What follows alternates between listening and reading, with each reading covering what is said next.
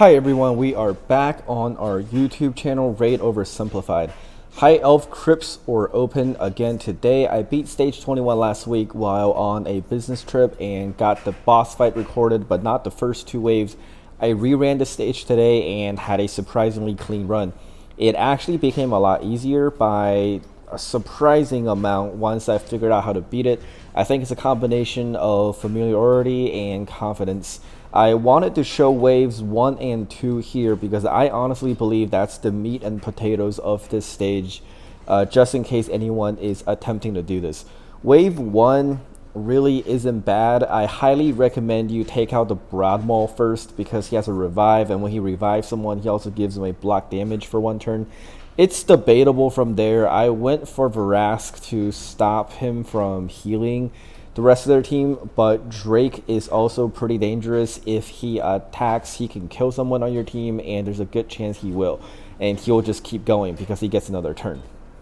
All in all, this wave isn't terribly difficult once I made the realization that Broadmaul has to go down first. If you're having trouble on this wave, be cautioned that I probably wouldn't even try to brute force wave 2.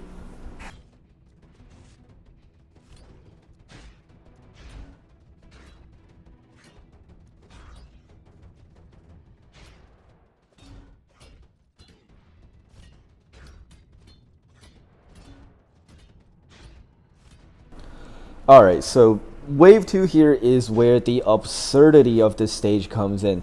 All 5 enemies are extremely dangerous in their own way. Norog has a passive that blocks hard crowd control abilities and makes their whole team takes 15% less damage, which for this team I'm currently using is just utterly unfortunate. He can also place an AoE block buff on all your champions. I rely on Lyssandra's speed buff and Arbiter's attack buff in this comp, and Royal Guard's attack buff as well. So yeah, he is just a nightmare. Steel Skull can heal their team and apply a defense buff, but more importantly, he has an A2 that can cleanse the freeze or stun off of someone along with every other debuff, which in my experience directly leads to someone on your team dying usually.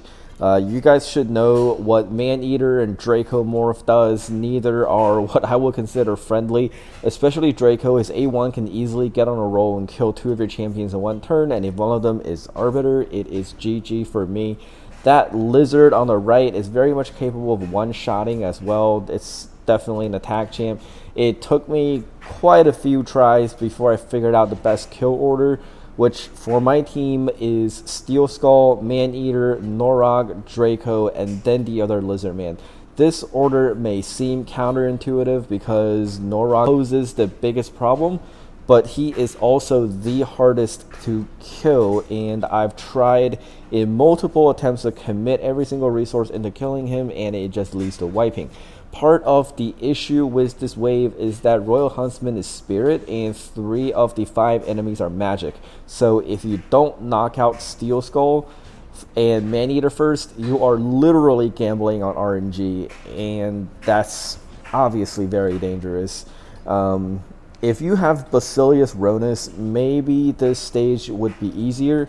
Maybe. I don't have one, so I can't test it, but he is Force.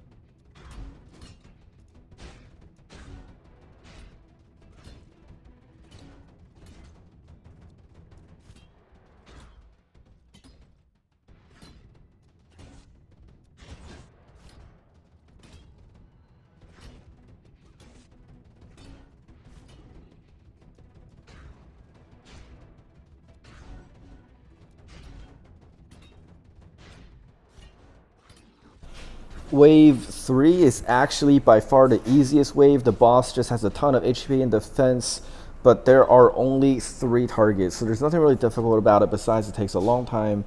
I really could have autoed this like last week. It'll just taken a lot longer. I have plenty of crowd control to lock down all 3 targets, and it's really not an issue if I get hit by the boss. I would advise you not to hit him until the ads are dead because of his passive freeze. I will just speed this up. I released a video last week of this one being done. I know there's supposed to be a faction war nerf coming in soon, but it's been 2 weeks since that announcement was made and nothing so far has been changed. So who knows when that's coming, or if they're actually changing it and by how much. Anyways, thanks for watching. I hope you're enjoying the grind and have a great day.